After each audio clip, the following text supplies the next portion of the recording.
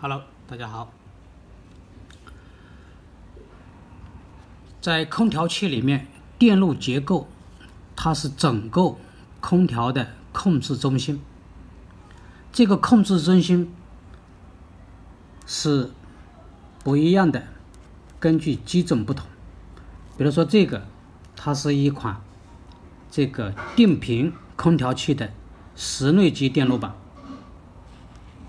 这是一个室内机的控制系统。这个呢是个变频空调器的室内机控制电路。它是不一样的，定频和变频控制板是不一样的。为了便于理解呢，我们把这个空调器里面的整个这个配件电路板，把它作为一个拆机件，把它拆出来进行连接。我们来看这样一个连接示意图。在这个示意图当中，这个是一个220伏的降压变压器，目的是将220伏交流电降压成低压的交流电。这个低压交流电通过整流桥堆整流输出，再通过滤波电容器进行滤波平滑，渗到这个电路板上。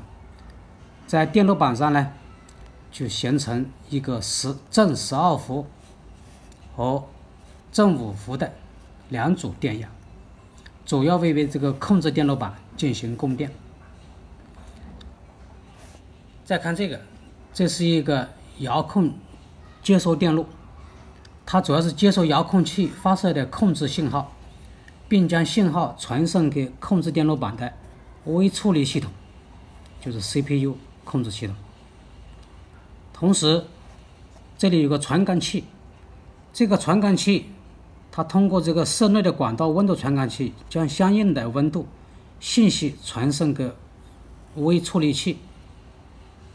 微处理器根据接收的遥控信号以及各温度信号进行分析处理，然后输出各种控制信号，它控制这个电机以及压缩机等部件进行工作。